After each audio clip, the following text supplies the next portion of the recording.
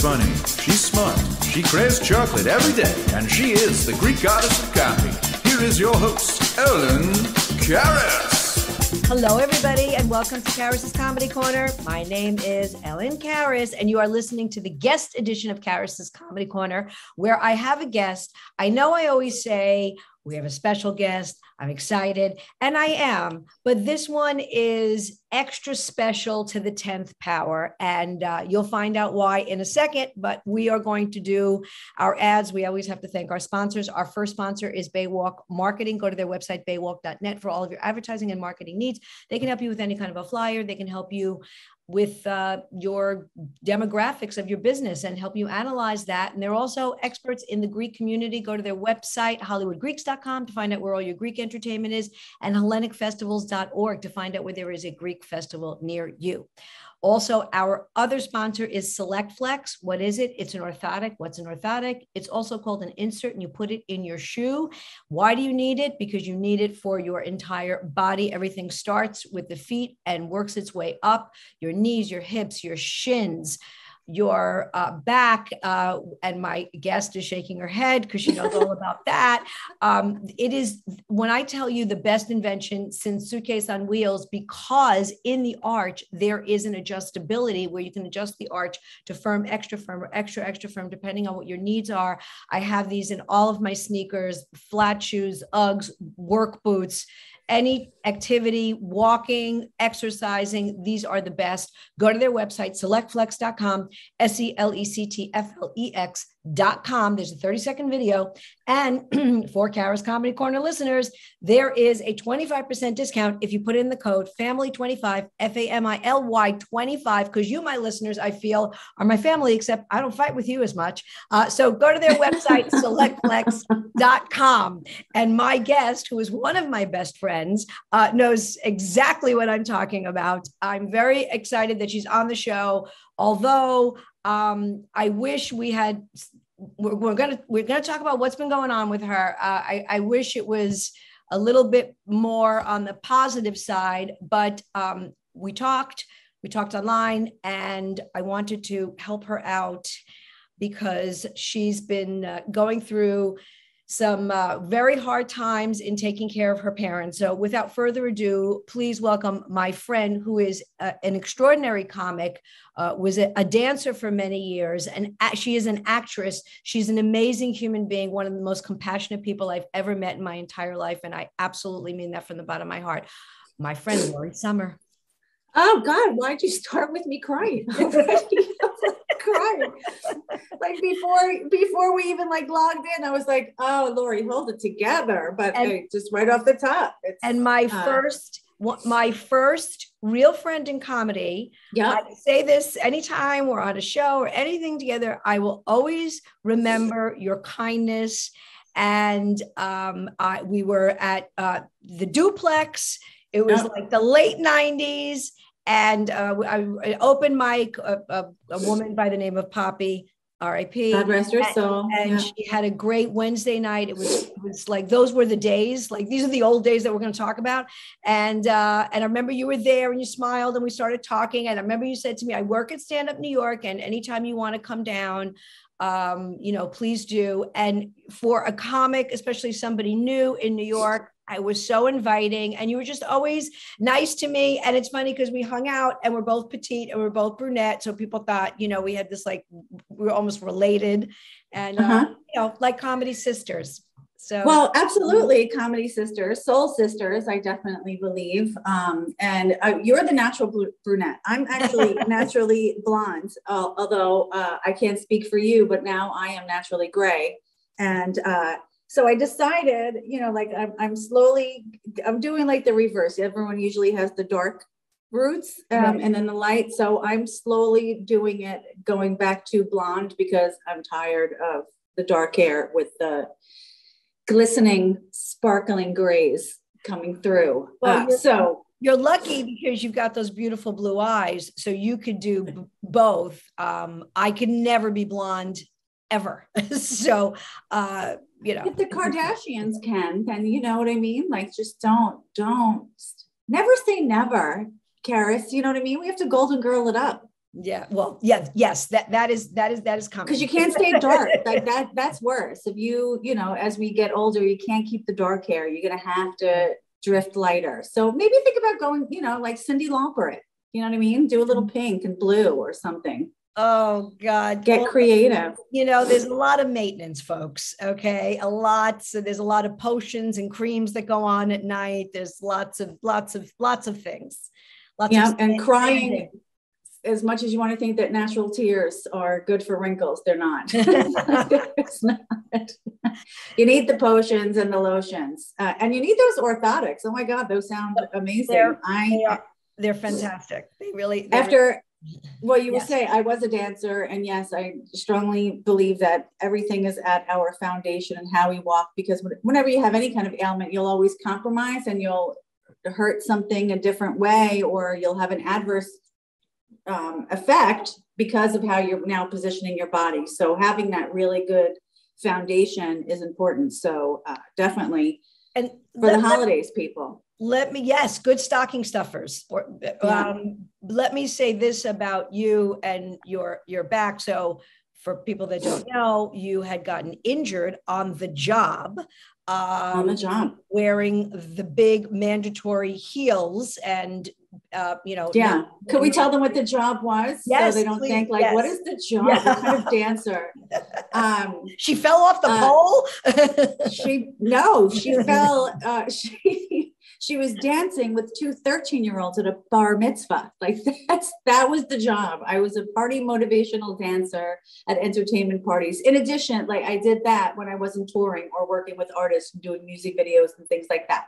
So yeah, I got hurt at work, and 2 back surgeries later, and years of work and PT and everything. And it was years. I'll never be pain-free, but the work that I did actually enabled me to be in the position that I am in now, which is physically hard on my already hurting body. So I'm a strong advocate of taking care of your body, doing physical therapy, doing all the things that you need, and definitely with the orthotics. I'm like a big fan of that. And I watched you. You in pain. One of your back surgeries, I remember coming to the hospital, just a very, very long, arduous process. And I've been at comedy clubs when you've been in excruciating pain, running a show, getting up on stage, where you found the strength.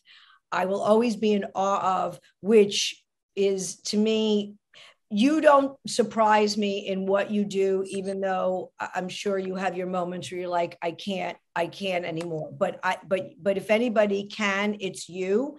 Thank you. I don't know if, you and I've had so many conversations about paths and, why we've experienced things. And Lori and I have shared a lot of things in our personal life. And we both are firm believers that, even though when we're going through something and it might be so painful and it sucks, we know that we're going to come out of it, and there's going to be a lesson, and there's going to be a why. And I think that watching you go through your physical experience, and because you had to be not only physically strong, but so mentally strong, has prepared you for now having to take care of your parents, which is one of the things we want to talk about. One of the main things we want to talk about. And you are that person. You just keep on going. You don't say no. You just do. And whatever your personal pain is, you just take it to your room. Right. Oh, well, thank you. I don't always feel like I do that, so I do appreciate it. I do believe that things happen for a reason. I don't ask why in the moment.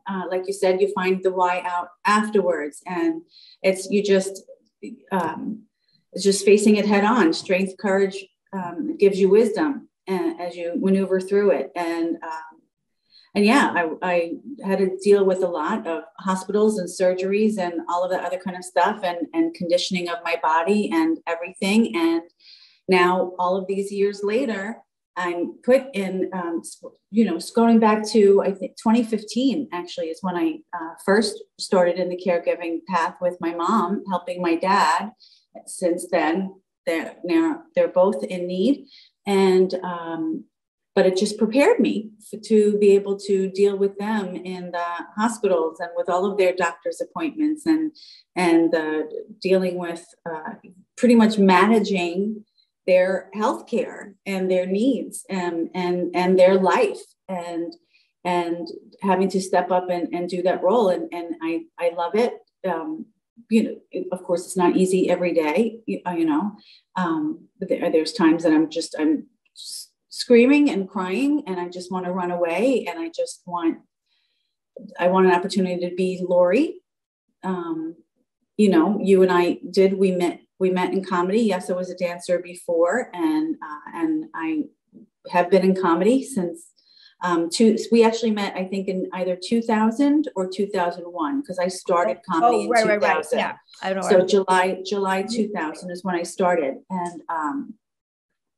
and since the pandemic, of course, I was managing a club at the time. And once everything shut down, and then I went and I was taking care of my mom and dad, and pretty much having to do that since then. Because 2 weeks prior to lockdown, my father went into radiation for lung cancer. So, like, of all things to deal with, and then all of a sudden we're going to a pandemic that affects your lungs. So it was always high alert for a very long time. And even before, like a few years before, your dad, a year before, in 2019, he went on oxygen permanently. So, so it's just been dealing with all of that. It was a lot with my mom.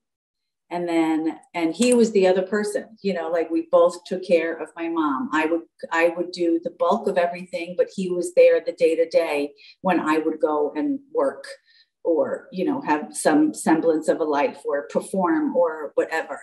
And then, that since the pandemic and post pandemic and dealing with everything now, I can't even, I've had to walk away from the life that I was building. Can't do it without crying. Mm-hmm. That I built for 30 years, and I belong to caregivers groups, and I'm not alone. There are many of us out there that had to walk away from our lives. You see kids that have to wind up doing it alone, and it affects their lives. It affects their livelihood. It affects their personal lives with friendships and marriages and kids and trying to find that balance. And when you have two sick parents, there's no balance. There's no escape from it. And there isn't a lot of resources. So that's just what I've been dealing with. And I thank you for bringing me on here because, it's hard being in this position and having to do everything that it is that I'm doing, besides taking care of my mom and dad. And now I have to take care of them a different way because we, post-pandemic, we went to visit friends in Florida. And when we came back to New York, and we came home, I went inside the house because, it's like my dad has an oxygen machine. My mom is in a wheelchair. So I have to bring in the oxygen machine first. And then, I have to bring them in one at a time. And I said, let me just go inside the house and look at the house. And when I went inside the house, there was mold. Not black, like you smelled it as soon as you came in, like you felt it. It was thick. You could taste it and you could see it on the furniture and it's palpable. You could feel it in the air. You could see it on the surface. So it isn't black mold. We were lucky in regards to that, but non-habitable for anyone, let alone a person with severe COPD and on permanent oxygen.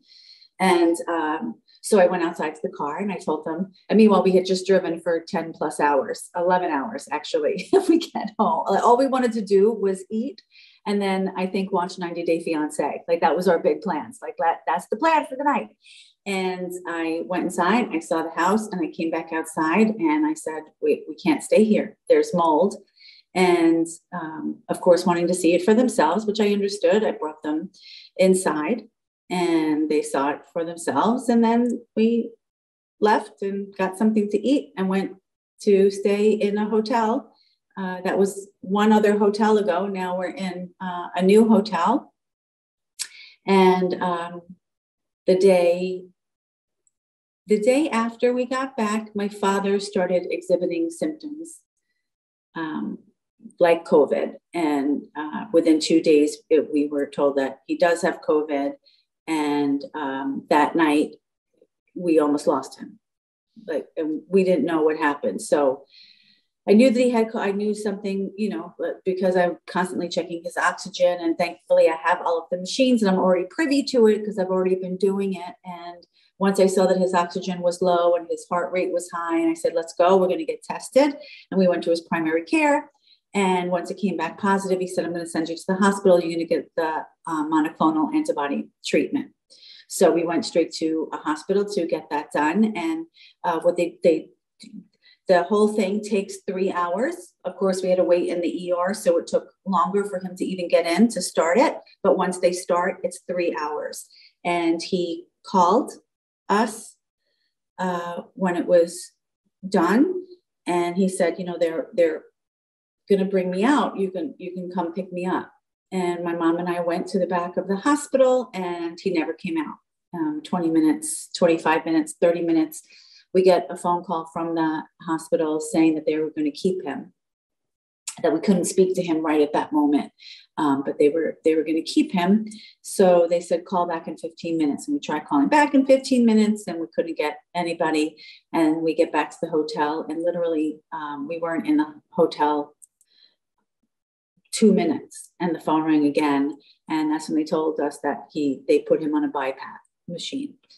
But he recovered. He's a miracle child. So what say you about vaccines or whatever, that between the vaccine and the monoclonal, it saved my father's life, and getting seen right away, all of those things definitely saved him. But because of the severe condition of his lungs, he's had, I can't even think of the word right now. He's effects of COVID. So it's, of course, worsened the condition of his lungs. He has now developed AFib, or he now has a heart issue. So now he's wearing a heart monitor. And these are all things that we're doing, still living in the hotel. And one of the reasons why you invited me on, and I thank you for bringing me in, because to make matters more fun and exciting, is the insurance company isn't covering the remediation of the mold. And because it's unfortunately how a lot of people's plans are, their insurance plans for mold. The only way that insurance companies will pay for mold is if you have this big leak, if there's water damage, or something breaks or something leaks in, or a hole in your roof or something like that, which we didn't have any of those things. So they are not covering the remediation, and it's tens of thousands of dollars. And we're already going on 5 weeks in a hotel, and I'm still waiting for other people to come in, but I'm working on the house. I'm cleaning out 46 years of their living in their home, and it's slow going. I'm one person doing everything, and it's, in those moments, it's, what do? You have to go into survival mode. And, I went from getting them safely to New York and thinking, my biggest obstacle was going to be finding a job and getting back to work now that I'm back in New York. And it went into, oh my God, am I about to lose my father? And I had to tell my mom that he was on a BiPAP machine. I had to console her for the night, and switching, and now trying to take care of every aspect of the home, and getting it to the point where I'm going to I'm trying to do everything that I can in the home that will lessen the cost for when the remediation company finally comes in. It's like throwing things out and, doing some kind of cleaning and everything, getting all of the clothing out that we can keep, because, it is surface. So it isn't as bad as somebody else's home with black mold. We don't have to worry about that. Of course, that would be even more, but it's a lot. So I did do a GoFundMe, and it's one of the reasons why you had me on here, to see if any of your wonderful family listeners can help in any way. And even if you can't donate, you can pray. If you could share. And more importantly, yes, go check, if you own a home, check your policy and see what you have for mold, because I don't want anyone to ever have to deal with this. And especially, if someone would have to deal with it on top of everything else that life throws at you, it's a horrific place.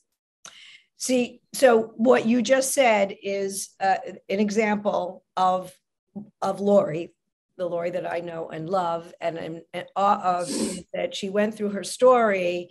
And at the end, it's about check your home, make sure you're okay, because she worries about other people just as much as she worries about her own family. You did set up a GoFundMe page, and tell us where we can find that. I know you put it on Facebook, but would somebody just Google, how could we find it? Honestly, I don't know of how we can do it. If people want to follow me on social media or follow me, you can go to my page, and I'll share it again. Well, I'll tell you what, we'll put the link on this for the show. We'll put it with the show link as well. So we'll make it easy. I have so many questions though for you.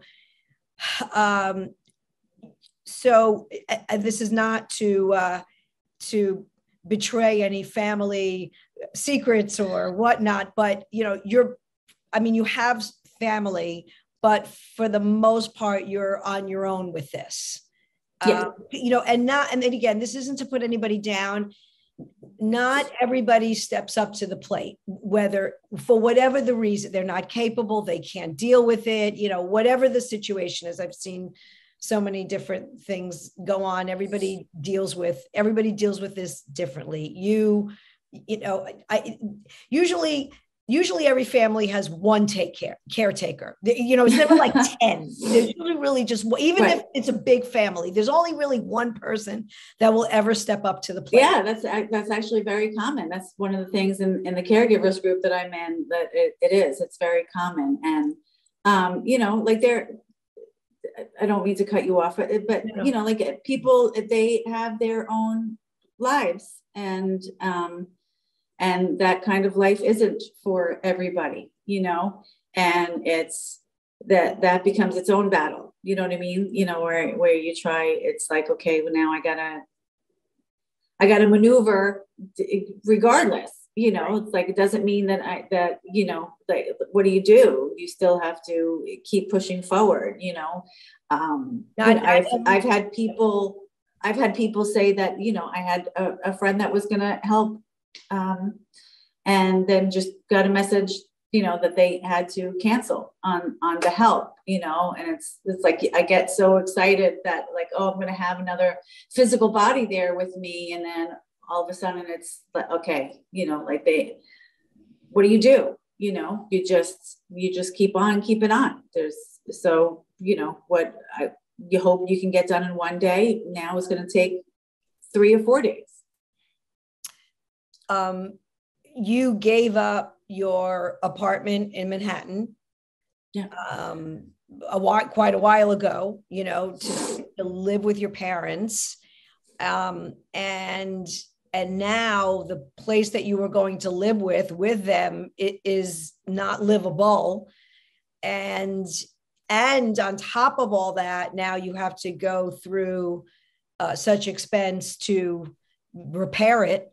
And, no different than if a tree fell on it, or there was a hurricane, or there was a flood. The mold shouldn't be taken lightly. Like, well, you could just clean it and live there. It's not that easy. Personally, I haven't dealt with mold, but my sister, one of my sisters did, and I've known other people. And you cannot be in the house, and you can absolutely get sick. And you can't, right. And with I'm with sick every time I leave there. Yeah.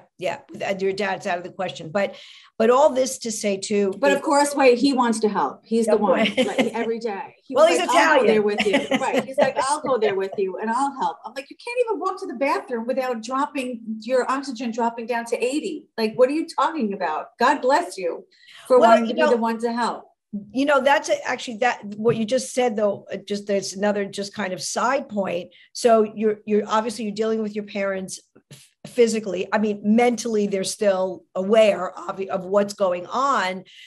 So they're going through their own thing of like, right. Well, no, I'm better than I think I am. And, the roles become reversed. So in some ways, right. You become the parent, they become, they're the children, even though that's not really what it is. And so there's all that goes on, and you do wind up fighting with them and getting aggravated with them because they want to do things that they're not physically capable of doing, but in their mind they can still do it. Right. And it's hard because they have to accept their illness as well, which is a very hard within itself. It's getting used to that you're now in listen, and I did that when I had the back surgery, like I couldn't walk. I almost lost use of my left leg. And so, at that time I had to realize that I am now in a body that I'm not familiar with. I don't know this body, like my body was a dancer, was a martial artist, was athletic, was always on the go. And all of a sudden I was at a point where I can't move. If you've ever seen the movie Frida Kahlo, there's a scene where Selma Hayek is laying on the bed, and it just shows her laying in the bed where it goes night to day to night, day to night, night to day, like all of and I understood that because that's what it was. And, I'm dealing with that, trying to keep my parents okay within their limitations, and trying to, I'm trying to do it all. Like I don't want them just to be stuck here in the hotel all the time. And so I really have to manage, time of, okay, I'm going to get up and I'm going to go to the house and do that for a couple of hours. And then I'm going to come back and I want to get them out.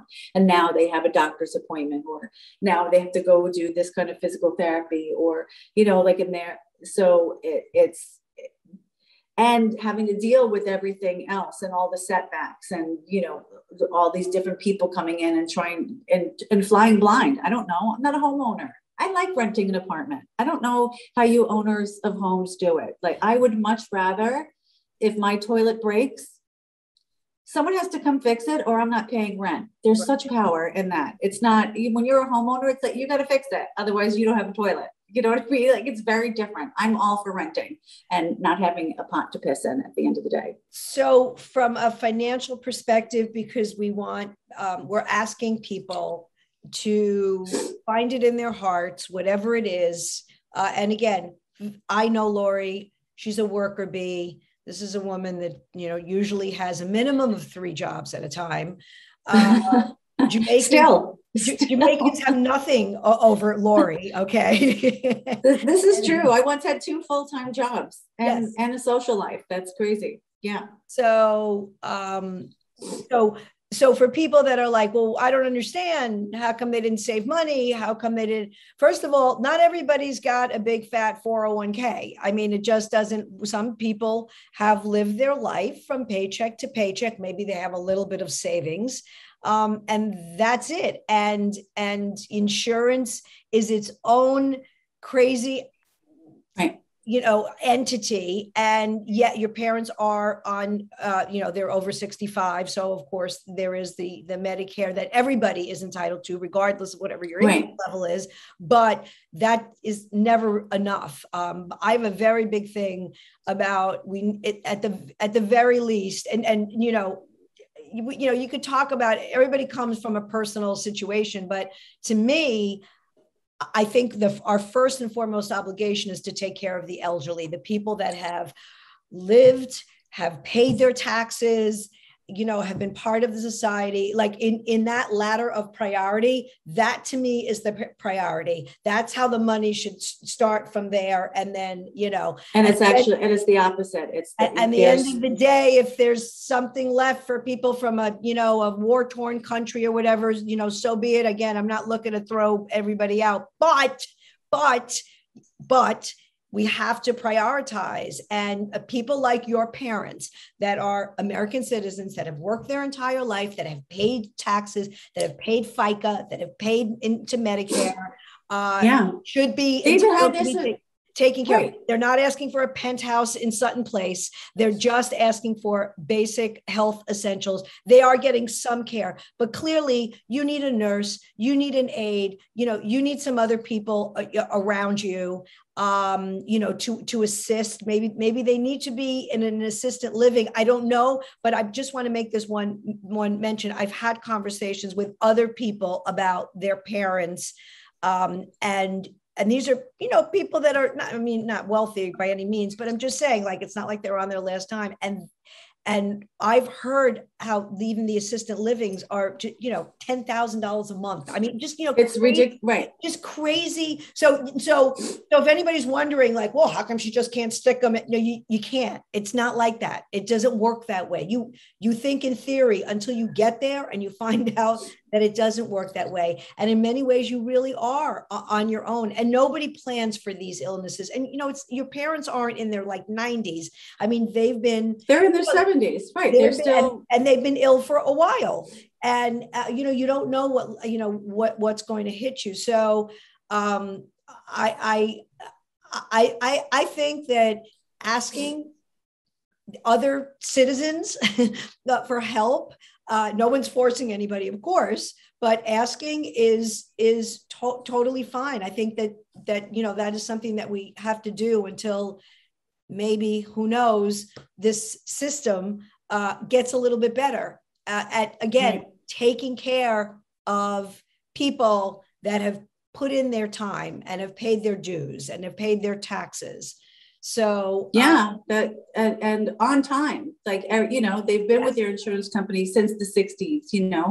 My mom was in banking for all of these years, and just to circle back of what you said in regards to taking care of our elders, that they are the last one thought of. I mean, when you think of even for paid sick leave or maternity leave or things like that, that there really isn't anything in place for a sick relative or a sick parent, and to leave work.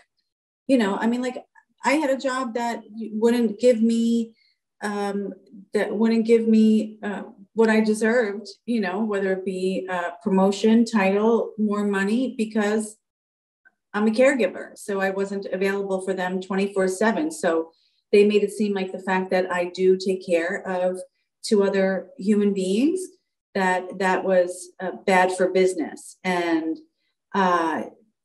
meanwhile, for me, I think it made me better for business because I learned to multitask, and I learned to plan and organize and do everything that it was that I needed to do, because I had things that needed to get done there, and then I had the things that needed to get done here, and I had to be able to do all of them. And my mind was constantly working on that.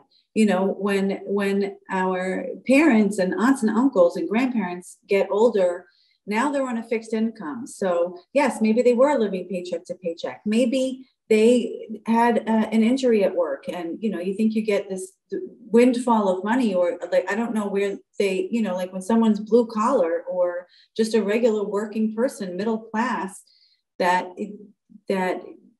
like, I don't know where people think that money comes from, because when they get older, let me tell you, their expenses go up. Like, they're on a fixed income while inflation's still going up. And guess what? Now they're on all of these meds that are exorbitant amount of money. Like, I'm shocked at the amount of money because I'm the one that's doing all of those errands and going and picking up their pills and everything else. And at times, like, I don't even want to let them know, like there's certain meds that my father takes that I don't tell him how much they cost every month because he wouldn't take them. This is like my grandmother. It's funny. My grandmother stopped taking her cholesterol medication. We're like, why? She goes, it's $3 a pill. $3. I swallow it. It's like, and I laugh, but you know what? That's going to be me. Like I get it. Right. But it's like you need, so, I mean, like everything is broken and, it's, they just need to be able to get back. They don't have this money dispensable. It's like their money is in the home. You know what I mean? Like that's their asset. And then like whatever meager money they have coming in from, I mean, yes, we have food on the table and yes, we have technically a roof over our head, but when you're dealing with tens of thousands of dollars and time passing and in a hotel, yeah, it's scary. And I wish that I had it, I wish that I had it. I wish that there was some kind of system that was paying me for the work that I'm doing because people have careers out of that, like that's someone's career to be a healthcare worker and at-home care. But I don't have that, otherwise I would love to be able to help them. I feel like I am, and I feel like the help that I'm doing is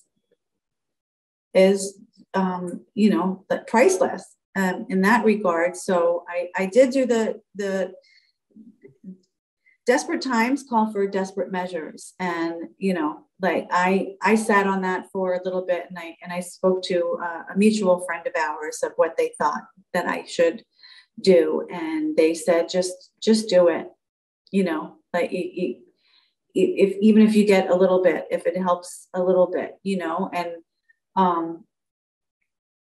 so I just sat there and I looked at it for a while and I wrote it and then I rewrote it, and I'm like, what do I put a picture up? What kind of picture do I put up of them? Do I show them now with my father looking all sickly and, just getting over COVID? Or do I put a picture that makes me smile when I look at it, when I think of, like a better time, and that's what I did. I put up the GoFundMe. I titled it, Please Help Me Help My Parents. And I showed a picture of them from, I think 2017, I think it was, or maybe 2016. I can't remember. But that was the last time that they were both, yeah, my mom was sick, but she was better. Actually, it was 2016 because she fell and broke her femur in 2017. And that's when she wound up in a wheelchair. So yeah, it was from 2016. So it was hard. It was hard to put it up, but I can't imagine. I mean, I can't imagine. I know you, and that's not something that you ever thought you would ever do and be in this position. So for you to do it, it's something that you really need. I would rather live in a world where we had the option to just help people on our own accord. I think that would work better than the way that the government has hijacked our money and spending it on God knows what. You don't even know. And this isn't a political statement. This is just fact. And it's whether it's Republicans or Democrats or what, it doesn't matter. There's so much garbage that goes on. I would just rather, I'd rather pick and choose who I can help. If they said you gotta spend X out of your paycheck, I would rather allocate where it had to be than to, again, God knows where. Right, because there isn't anything in place for, it's like if people work hard for their home all their lives, and and that's the reward. They lived the American dream. They worked, they bought a home, they raised a family, they became productive members of society, and maybe started their own family. Not me. I chose not to. Thank you very much. And but it's like when they do everything right, and then what is their, yes, Medicare, which is a godsend, and absolutely thank God for it, for all of their healthcare needs. But those aren't their only needs. Those aren't our only needs. And there's no resource for me, because otherwise I would try and access it. If I mean, like, I would welcome that. If anyone knows of something like that. I don't know why. I feel like I had a conversation, or I heard something about somebody like in your position that would get paid. It's only if they're on Medicaid. It's not for Medicare. It's for Medicaid. So there's nothing there for that. I've looked into that as well. But, I don't know, again, a nurse, some nurse services, some at-home services to allow you to be able, perhaps maybe to go to work. You don't have the opportunity to go somewhere. I mean, the only way you could work and that's only if you've already had a job, is if you work at home. But you're out of the work. I don't even have a home. I'm trying to get back into that. So well, aside from the fact that you also worked in comedy, which is an out of the house activity, not in, right. It's not like you're programming, you're doing programming or spreadsheets or something. So yeah. Let me entertain you. Like my skill set is something completely different. God bless people that can do that. It's just not, it's not my thing. And I'm an artist. I'm in the arts. And it's very hard to step away. We've been very dark, but I do want people to please go to the GoFundMe page. $5, whatever. It's you know what too. And I thought that this was a good time. I mean, it was a coincidence that this all happened at this time, but I was thinking about it, and it's Thanksgiving. Next Thursday, we're recording this on November 18th. So it's a week from today. And it would be a really great opportunity for people to just give some back. You always like, oh, I'm going to get up. I'm going to go to the soup kitchen. I'm going to go do this. And then, time goes on. Well, you know what? This is a good way to really help a good family. I never met your father, although I feel like I know him. But I did meet your mother. I was in her company for a few hours, and she's lovely. And I know enough about your family. And again, hardworking people, the way we all came from. And there's nothing, this is really like, we everybody talks a good game, your neighbor, you're this, well, then here's a great opportunity to help somebody. And I'm vouching for it. Absolutely. And it's all things that have happened. It's nothing that you created. It's not, listen, this isn't your situation, but, some people mess up their lives, and sometimes it's hard to have sympathy for that. They make a lot of really bad choices, but this is not that situation. This is illness. This is bad. So now with the mold that's a new twist. That's a new story. And I didn't know all the details of it, but I knew that you were displaced. And this would just be a great time in the spirit of the holidays, in the spirit of Thanksgiving, and being grateful for what you have to contribute, whatever it is, to Lori and her family, to just help them out. Maybe we get enough money and it's a couple of more nights stay at the hotel that you obviously need. But I'm disgusted. I'm disgusted at the insurance company. Because like you said, your parents paid their premiums for 40, 50 years.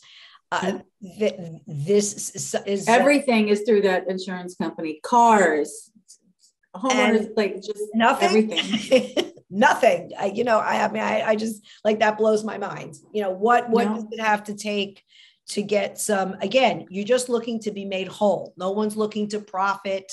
There's no illegitimacy here. Everything is something happened to the home. It's a damage and should be paid for. So I don't know, maybe there's some hope, and maybe, maybe something could be done about that. But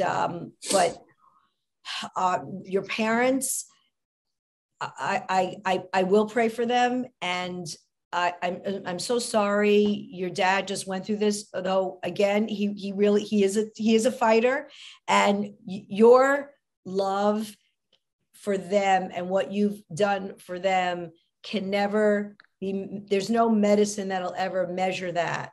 It really is a beautiful thing, and not everybody can do it. And some people walk away from their parents, or walk away from that responsibility. And the fact that you and I know you for a long time, you had a close relationship with them always, and so it's really beautiful, even though I know that it's painful, but it really is beautiful to see. It gives me hope in humanity, and it's very traditional, taking care of your family. I mean, that's, with so many families disconnected or splitting up, or who doesn't talk to who, it's sad. And this is the thing. This to me proves like why you do need your family. And yes, they're a pain. And yes, you argue. And yes, everybody's judgmental. And yes, everybody has an opinion. And of course. But at the end of the day, they're your family, and you're connected, and you love each other. And that's what you're supposed to do. You're supposed to be there for each other. And yeah, I mean, like what do you do? I mean, like, trust me, there's days that I don't want to get up out of bed, because I'm just like, I can't do this, and it's very difficult. No one says to a single mother with 2 sick kids and no family support, like, what are you doing? Go back to work. What are you doing? But me as a single person with 2 sick parents, I can't tell you how many times I've had people like, well, what are you doing? Go to work, just go. I'm like, what do you do? I can't leave them, and I don't want to leave them, I have to take care of them because they deserve it. I'm not going to abandon them. I can't see abandoning that responsibility. That to me is far worse. So the hard days, I just know that I'll always look back on it and be thankful for it, that I did everything that I could possibly do for them, even the ones that are hard for me to do, even the ones that, like head down, tail between my legs, feeling like somehow I failed them, And sorry to cry, but that's what the GoFundMe sometimes feels like. It feels like that somehow I failed them, but I'm just trying to help them. No, I think the opposite. I think that and again, you had to do it. I did it, but I think whoever created the GoFundMe was a genius. Thank you for that. Because so nobody's twisting anybody's arm. These are, people that want to do it. And it's a great opportunity to ask for help. And some people are more than willing. And again, sometimes it's just those little amounts that will amount to something big. So right. But $5, you know what I mean? It's $5 more than I had, it's like that. I put up a bit, I'm not going to let the GoFundMe is there. I did a large amount, $50,000. Everything is going to cost more than $50,000 by the time all of this is said and done, between the hotel and everything. It's going to wind up being more than that. But I put up that big number because, I was like, so doing something bold, you have to reach for the stars. And I feel like that's something that I always did. I reached for the stars. I reached for an opportunity, and, I did it out loud. So, but yeah, if I don't, I don't know, what we'll walk away with, like right now where we are, I'm like amazed. I'm like snotting all over the place. I don't have any tissues.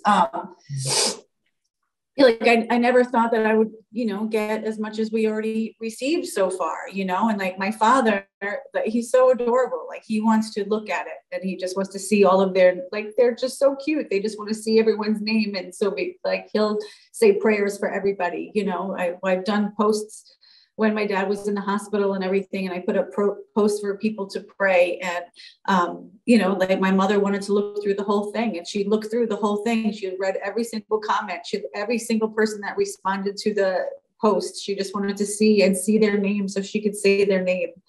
You know, like there's so many beautiful people out there. And I'm so grateful for everybody that has already done so much for me. Like a prayer, a thought is so much. Anyone that's donated, you know, thank you, or you shared. I just want to take this opportunity and thank you, Ellen, for the platform, just to thank everybody for everything that you've done so far, that it's lifted me when I've been at my lowest. You know, it's like when life throws things at you and you always think like it's the lowest. You know, back in 2002 when I got hurt, like that was the lowest I ever was. And I didn't think that anything could ever take me lower. And life was like, you know what, you'll see. And I literally coming back to New York, I was so excited. I said, oh, it's post-pandemic, and I could finally like come and live and see people and everything. And then to still wind up, you know, for some reason, the universe is keeping me here to do whatever it is I need to do. I'm still fighting inside, and I'm still in that low place. But I just thank everybody for lifting me up through all of it. You really are. Everyone's holding me up, and I'm very grateful for everybody. And I'm grateful for you, Ellen, for your show, the success that you've had in your show. And I'm so proud of you as my sister in comedy and in life, and that you're still doing it. And I mean, in doing it, you built it, you know, just with your art and your drive and your talent, and you're an inspiration to me. Well, and I'm very grateful for you. I thank you. Well, I'm very grateful for you. And I wanted to also say, again, I'm driving the GoFundMe page, because it's super important. I really want people to go to it, but people have raised money for movies, you know, for art project. There's nothing wrong with that, but I'm just saying, like, this is human life. So again, you know, finding it in your heart to just give a little something, read the story, read the story, just because it gives you a little, you know, just to hear, you get to see a picture of my mom and dad. I mean, like my dad, he's the reason that I do comedy, that I grew up laughing at your jokes about your father. Right. I mean, I've talked about my dad for many years in comedy, and you know, I'm a lot like him. You know, he's a tough exterior, but he's so giving, and that's really where I learned it from. You know, my father was always the kind of person that if you needed help, you didn't even need to ask him. He was already there. You could just say that you were working on something. He was the first one to show up and the first one ready to work. And he helped families, friends, strangers, you know, and that's what I grew up seeing him do, you know, and the gentle spirit of my mom, and they've worked really hard, and, you know, like they just they've helped people for so long, and they just need people to help them right now. So please help me help them. And I believe that when you do good things do happen to you. And so again, people, there isn't this long line of like social services where people just come and it doesn't work that way. It just doesn't. And sometimes for people like your parents that, again, have a house, nothing luxurious, just a, you know, sort of an ordinary home, had a little money in the bank. Sometimes it's harder for people like that, because you almost have to be living, I don't know what, really destitute for forever to, you know, even get something. So it's a bit longer and a bigger conversation. But I want to just make sure that everybody understands that, you know, Lori has done whatever research she needs to do. There really isn't any assistance other than, at this point, the kindness of strangers. Yes, her parents have the over 65 eligibility for healthcare, which, you know, of course, we're very grateful for, but we're past that. We're past that, and we need some supplemental. And now this other tragedy has happened. You know, listen, same thing with people that have had hurricanes and tornadoes. Again, the kindness of strangers have come in and have helped people rebuild.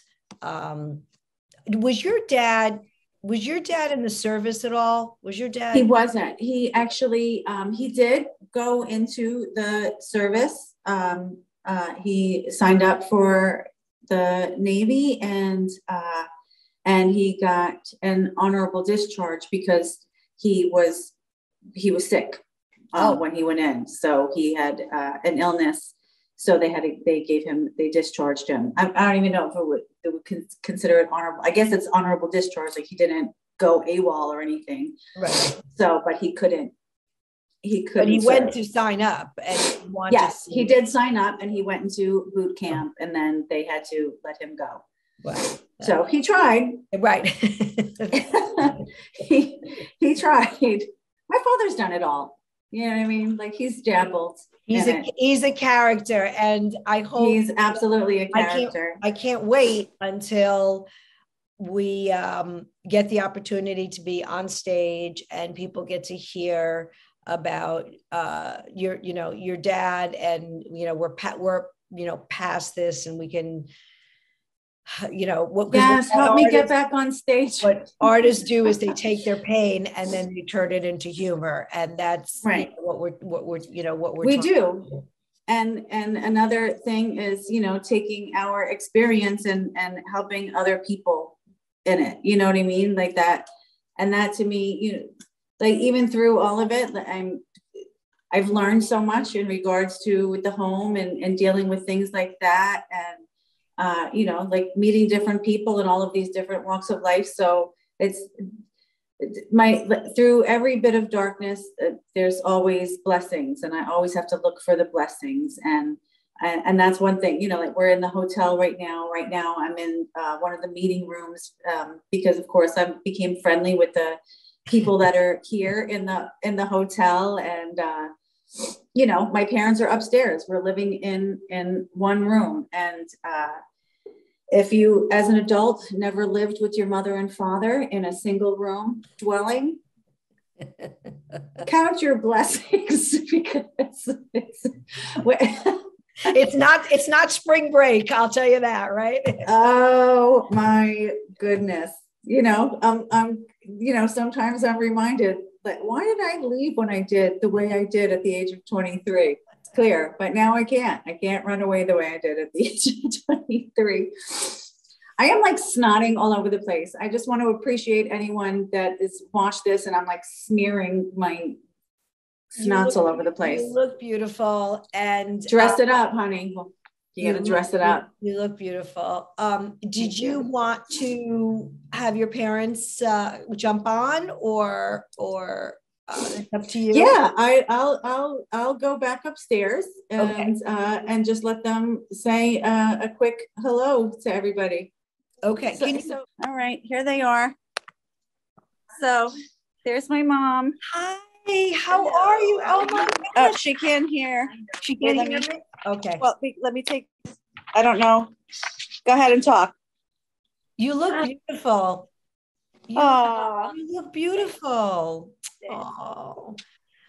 And this is my friend Ellen. There's my dad. Hi, Mr. Sommer. How are you? How are you? I'm good. I'm getting there. You are. He's getting there. Are you cold out there? You look cold. She's not outside. That's just a backdrop. Oh, okay. My mom is not.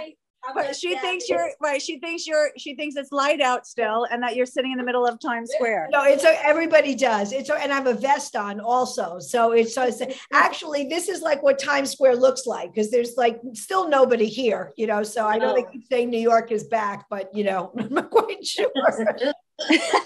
I'm quite sure about that. It's actually nighttime, Mom. I know. Dad, you want to say anything to your fans? Oh yeah. God bless everybody. Oh, thank you. We want to help you. We want to help you and get you back in your house. We're very grateful Thank you so much. for anything. Of course. So thankful. Yeah, it's been amazing. I mean, like I told you that my mom was so excited to, and anyone on the GoFundMe, my dad is looking at all of the names because he wants to be able to read them, and he does his prayers, and on the prayer post on Facebook, my mom, went through every single name. So, and there were many prayers. So we're very grateful, Very all of us. Well, thank you. Lori and my friends. Yeah, can we get like a maybe TV sitcom prayer in that Right?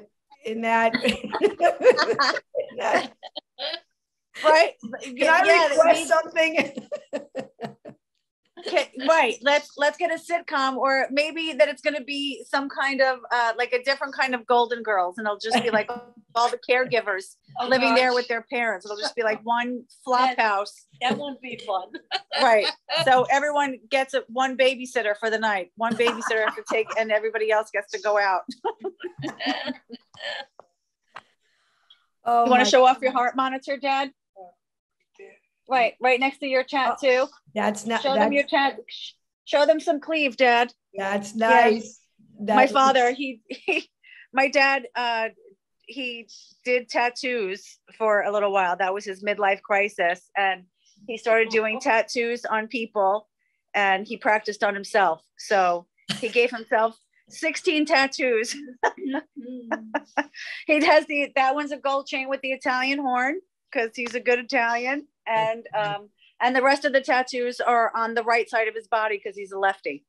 So that's hilarious. That is so funny. See, people, this is what we're talking about. Salt of the earth, people that don't take themselves very seriously and love their family. And that's all we want in life. Good human beings. That's what we need. Yeah. And the Sommers are good human beings. Please go to the GoFundMe page, and whatever you can give is very appreciated from all of us. It is Thanksgiving. It is the holidays. So, it'd be just God bless you all. Thank you so much. A nice little added thing to do. So hopefully Santa will be good to you this year. I hope so.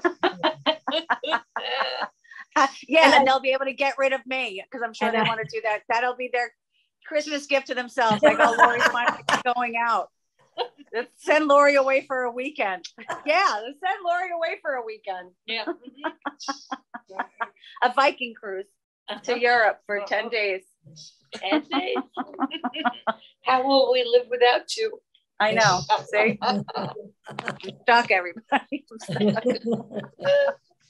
Ellen, I love you. Thank you so much. I love you too. And all the listeners, thank you so much, everybody. Really, thank you. Happy Thanksgiving. Happy holidays. Happy Thanksgiving. Don't get mad at me for saying happy holidays. You'll be okay. Happy New Year. And hopefully you and I will get to do a show soon. So. Absolutely. Everybody, the GoFundMe link is going to be on the show link page. So go to it. We thank Lori. We thank Mr. and Mrs. Sommer. We wish them all great happiness and great health. And please, again, find it in your heart. We would all really appreciate it. God bless. Thank you. Thank you. Till next time. Bye. Okay, bye.